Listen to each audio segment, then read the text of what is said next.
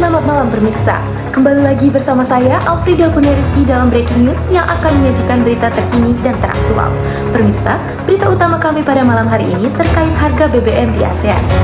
Di tengah lonjakan harga bahan bakar minyak di berbagai negara Asia akibat gejolak energi global, Indonesia justru mengambil langkah yang berbeda dengan menahan kenaikan harga BBM.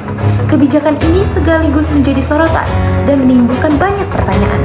Apakah langkah ini benar-benar menguntungkan? BBM Indonesia ditahan saat Asia melonjak, kebijakan berani atau beban tersembunyi.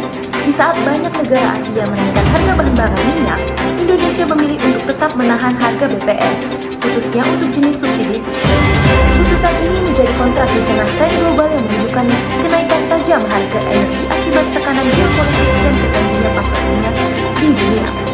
Data terbaru menunjukkan bahwa harga BBM di Indonesia masih relatif sangat rendah dibanding negara-negara di kawasannya. Sebagai contohnya, harga RON cepat kemoy. Data terbaru menunjukkan bahwa harga BBM di Indonesia masih relatif lebih rendah dibanding negara-negara di kawasannya. Over the past few weeks, I've been following the news about rising gasoline prices around the world, all connected to the ongoing conflict involving Iran and the disruptions at the Strait of Hormuz. And as I watched prices climbing in country after country, I kept waiting for the same thing to happen right here in Indonesia. Even though I knew Indonesia promised to continue subsidizing gas. And you know what? The price didn't change. I did a double take the first time I really noticed that. I was reading about dramatic price increases elsewhere, and then I went past a petrol station here and thought, wait, that's the same price as last month. Now, I don't pay too much attention to the prices because I usually take a go-car. I don't have my own car anymore. I just take a go-car.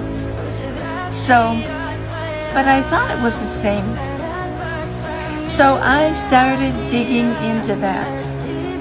And what I found is actually a really compelling story about a government choosing to protect its own people deliberately at significant cost during a period of genuine global uncertainty. Data terbaru menunjukkan bahwa harga BBM di Indonesia masih relatif lebih rendah dibanding negara-negara di kawasannya. Sebagai contoh, harga bensin RON 92 di Indonesia berada di kisaran 12.300 per liter. Sementara itu, di Singapura harga bensin mencapai sekitar 43.000 per liter. Di Thailand dan Filipina berkisar dengan harga 26 hingga 27.000 per liter. Dan di Malaysia dan Vietnam berada di kisaran 15.000 hingga 16.000 per liter. Jika dilihat secara global, harga bensin Indonesia bahkan hanya sekitar 0,59 dolar US per liter, jauh lebih rendah dibanding negara lain. Kondisi ini menunjukkan bahwa Indonesia masih mempertahankan harga energi yang relatif terjangkau bagi masyarakat.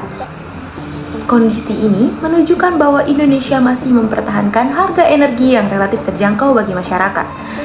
Di tengah tekanan ekonomi, kebijakan ini jelas membantu menjaga daya beli, terutama bagi kelompok menengah ke bawah yang sangat berkegantungan dengan harga bahan bakar. Namun, di balik kebijakan tersebut, terdapat konsekuensi yang tidak kecil.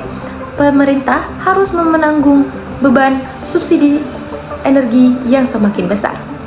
Ketika harga minyak dunia menembus angka tinggi akibat konflik global, seperti ketegangan di Timur Tengah yang sempat mendorong harga minyak di atas 100 dolar per barel.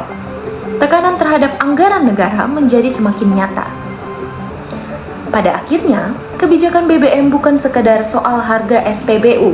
Ini adalah soal keberanian mengambil keputusan di tengah dilemanya antara melindungi rakyat hari ini atau menjaga keberlangsungan ekonomi negara di masa depan.